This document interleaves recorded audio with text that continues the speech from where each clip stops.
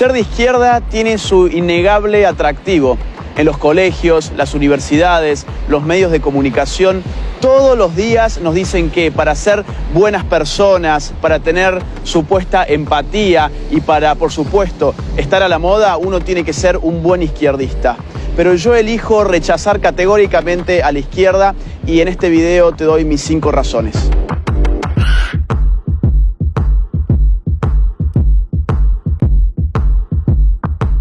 Razón número 1.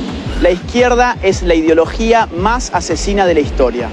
Izquierda y derecha son categorías políticas que nacen en el marco de la Revolución Francesa. Los jacobinos, la primer fuerza de izquierda, por así decirlo, del mundo occidental, fueron los primeros en establecer un gobierno de partido único, que a través del Comité de Salvación Pública asesinó a más de 35.000 personas por no adherir o por oponerse al régimen revolucionario a través de lo que se llamó el terror. Pero el siglo XX vería llegar al poder a la izquierda socialista a través del movimiento comunista bolchevique, de tipo marxista-leninista y maoísta.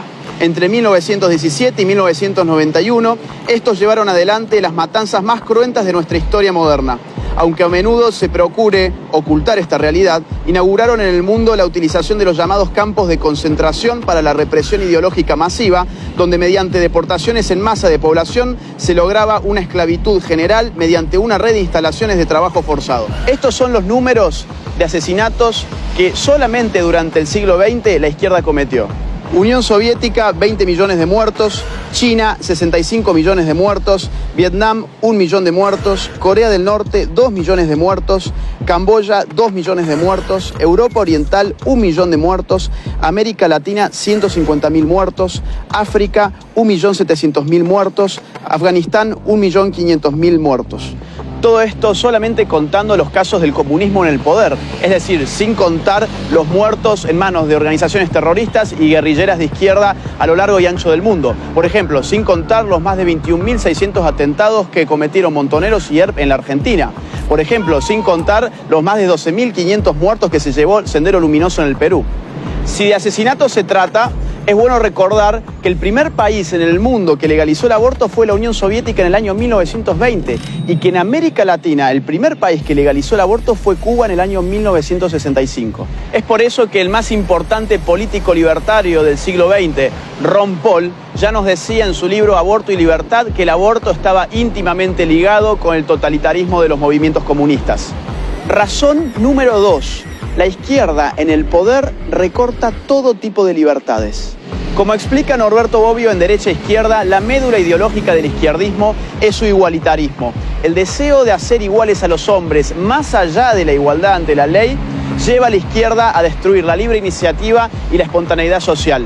Además, el Estado reclama cada vez más poder porque siempre se necesita más poder para lograr la ansiada igualdad. Asimismo, dado que para ser iguales a los distintos hay que tratar a las personas necesariamente de manera desigual, la izquierda termina también estropeando la igualdad ante la ley.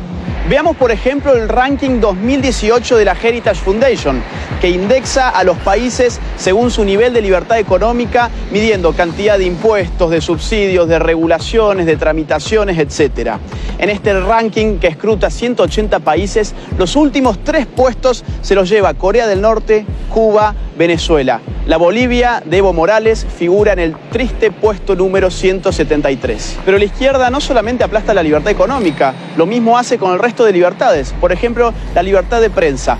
El ranking 2018 de Reporteros Sin Fronteras, que mide precisamente la libertad de prensa en el mundo, tiene en sus últimos 3 lugares a Corea del Norte, China y Cuba. No olvidemos al mismo tiempo que, por ejemplo, en Venezuela, entre el año 2011 y 2018, más de 3.200 ataques a la libertad de expresión han tenido lugar. Razón número 3. La izquierda destruye la economía y el consumo. 3 grandes economistas y sociólogos, Ludwig von Mises, Max Weber y Boris Bruskus, demostraron a principios del siglo XX que bajo el socialismo la contabilidad es imposible, porque la información requerida, que es provista por el sistema de precios, queda destruida. Hay 2 tipos de casos. O bien la información no existe, como los llamados comunismos de guerra, porque lo que no existe es el dinero queda prohibido y la producción y la distribución quedan organizadas por un aparato de tipo militar, O bien la información no se genera correctamente, porque si bien las empresas utilizan dinero, lo que ellas ganan ya no depende de la demanda de los consumidores ni de la oferta en el marco de una libre competencia. Este segundo tipo, el llamado socialismo real, es el más conocido caso de economías estatizadas por la izquierda. En este caso, las empresas públicas son premiadas monetariamente a partir del cumplimiento de arbitrarias metas de producción establecidas por el propio Estado. Es sabido, por ejemplo, que la Unión Soviética terminó informándose sobre cuánto costaban ciertas cosas a través de catálogos de precios provenientes de los Estados Unidos, ya que el Estado apenas podía lograr regular unos pocos precios que igualmente no reflejaban ni la producción real de los productos ni su necesidad. Esto llevó siempre a estos regímenes a la institución de la cola, para que la gente pudiera conseguir escasos bienes de consumo que finalmente debían ser racionados para que alcanzaran para todos. Así como también se daba el abandono de tiradas enteras de producción sin nunca ser consumidas, o que fuera más fácil para un campesino almacenar tractores rotos que comprar las refacciones. Pero por otra parte, en su ansiedad por igualar, la izquierda termina arrasando con los incentivos económicos que llevan precisamente a los hombres a producir. Esto es muy fácil de entender.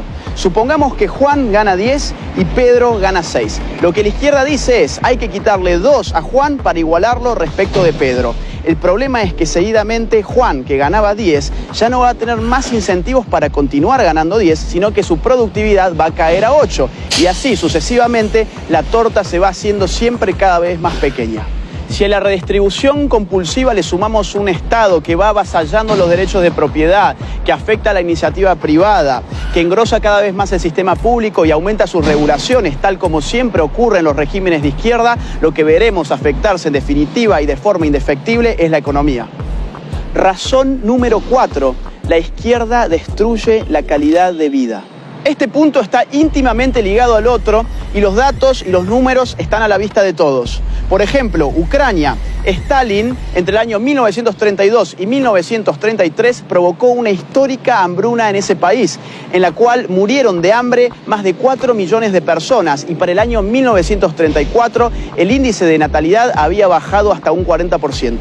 Miremos si no el caso chino. Con el régimen totalitario implementado por Mao Zedong, la tasa de pobreza era de un 80%, pero con las reformas de mercado del año 1978 por Deng Xiaoping, ese número empezó a decaer y terminó siendo del 10%. Esto significa que, dejando atrás el socialismo a partir de las reformas de mercado, China logró sacar de la pobreza a más de 500 millones de personas. Veamos también lo que sucedió en Cuba. Finalizando los años 50, antes de la revolución de Fidel Castro, el Atlas Económico Mundial de Ginzburg colocaba a Cuba como el tercer país de mayor ingreso per cápita de Latinoamérica, después de Argentina y Uruguay. Hoy, Cuba ocupa el penúltimo puesto del ranking, con $7.602 del PBI per cápita, mientras que en Chile, por ejemplo, el ingreso es de $27.058 per cápita, y el primero en América Latina en el Índice de Desarrollo Humano de la ONU. Y tenemos el caso venezolano frente a nuestras propias narices. El llamado socialismo del siglo XXI dejó en la pobreza a un 87% de su población. En el año 2017, por ejemplo, el 64.3% de los venezolanos bajó de peso un promedio de 11,4 kilogramos. Y el 76% de la población escolarizada hoy no concurre a clases por no tener alimentos en sus estómagos. La penuria también se puede medir por la emigración. 4 millones de venezolanos han abandonado Venezuela desde la instauración del chavismo. No importa que vivas bajo un océano de petróleo, la izquierda siempre empobrece a la gente. Y finalmente, razón número 5, la izquierda es la religión laica de los resentidos sociales. La frustración es una realidad psicológica de la cual nadie está a salvo. Es propio de la limitación humana no lograr aquello que nos proponemos en todos los casos. Siempre hay algo que no conseguimos ni podremos conseguir. El ser humano, por definición, es falible. Acá es donde la izquierda interviene, calmando la frustración y trastocándola por resentimiento. Lo que la izquierda te dice es, vos no tenés ninguna responsabilidad individual sobre tus actos. Vos sos una simple víctima más de un sistema esencialmente injusto que te llevó a fracasar. La izquierda le ofrece al resentido un alivio de tipo psicopolítico, construyéndole un enemigo abstracto en el cual poder depositar todas sus frustraciones. Llámese capitalismo, patriarcado, heteronormatividad, imperialismo, colonialismo o como ustedes quieran. Pero de la frustración por conseguir el mayor éxito no viene necesariamente el resentimiento. Puede venir el denodado esfuerzo hacia la autosuperación en la medida en que la persona identifique en su fracaso aquella cuota de responsabilidad individual que le compete y se proponga remediarla. Y decimos cuota porque la responsabilidad individual es siempre eso, una parte del fenómeno. El resentimiento proviene de la frustración cuando no se tiene la voluntad de hacer un análisis equilibrado entre el propio fracaso y las posibilidades de prosperar.